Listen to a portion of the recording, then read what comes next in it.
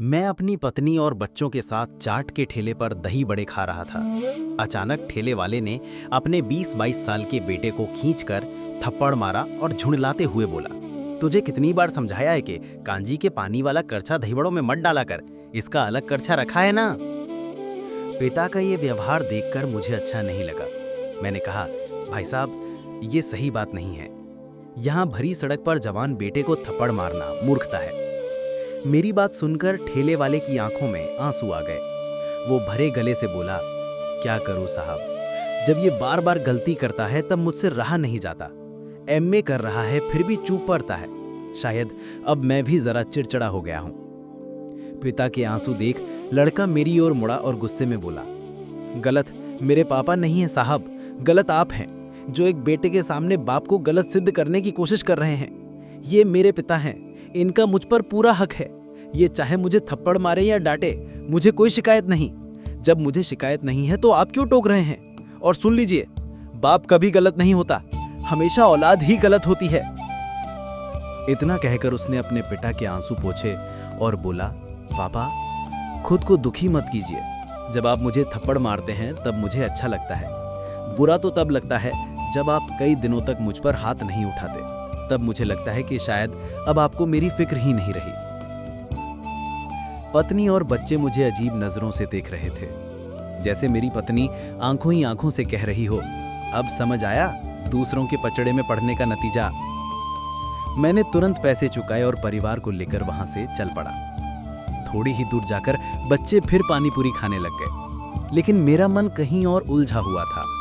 उस लड़के के शब्द मेरे भीतर नगाड़ों की तरह गूंज रहे थे और बरसों से बंद पड़े एक दरवाजे को खोल रहे थे। मुझे अपने पापा याद आ रहे थे। 10 साल हो गए थे उनसे मिले हुए।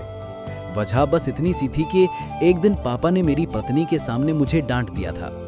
मैं नाराज होकर बोला, अब मैं बड़ा हो गया हूं, अब आपकी ये डांट अच्छी नहीं लगती। ये सुनकर पापा गुस्से में अपनी जूती निकाल लाए और चिल्लाते हुए बोले, मुझसे बड़ा हो गया है क्या? बता दूं तुझे अभी। वो जूती मेरे कान के पास से निकल गई। मैं बच गया था, लेकिन भीतर आग भर गई थी। उसी रात मैंने ठान लिया कि अब इस घर में नहीं रहूंगा। सुबह 4 बजे पत्नी को लेकर मैं चुपके से घर छोड़ आया। माँ, भाई, भाभी और भतीजे सब पीछे रह गए। सब पापा से डरते थे, मगर मैं बोल जाता था। मुझे लगता था कि पापा गलत हैं, पर आज उस लड़के के शब्द गूंज रहे थे कि बाप कभी गलत नहीं होता, हमेशा औलाद ही गलत होती है। और मेरे भीतर सवाल उठ रहा था कि क्या सचमुच गलती मेरी ही थी? उस रात नींद नहीं आई। पत्नी ने देखा तो बोली, लगता है ठेले वाले लड़के की बात दिल को लग गई है।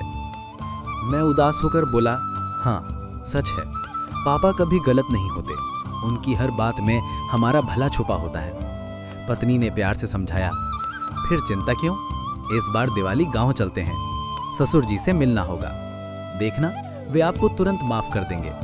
अगर गुस्से में फिर एक आध जूता नार भी दें तो सह लेना, जैसे बचपन में सहा करते थे। सुबह जब हम गांव पहुंचे तो माँ, भाई और भाभी के भतीजों के चेहरे खिल उठे। 10 साल बाद मैंने घर की दहरी लांघी थी। बैठक में पापा कंबल ओढ़े सोए हुए थे। मैंने चुपचाप उनके चरण छुए। वे जागे, चश्मा लगाया और मुझे देखा। चेहरे पर बरसों की नाराजगी थी। फिर बिना कुछ कहे कंबल से चेहरा ढक लिया। मेरे पांव वहीं जम गए। बोलने की हिम्मत नहीं थी। मैंने बेटे बिट्टू को पास बुलाया। वो दादाजी से बहुत स्नेह करता था। उसने जाकर पापा का कंबल खींचा और बोला, दादू देखो, पापा आपसे बात करना चाहते हैं। पापा ने पलटकर कहा, अपने बाप से कह दो यहाँ से चला जाए, मुझे इससे कोई बात नहीं करनी। मेरी आंखों में आंसू आ गए। मैं पापा के चरण पकड़कर चुपचाप रो पड़ा। बिट्टू बोला, दादू पापा रो रहे हैं।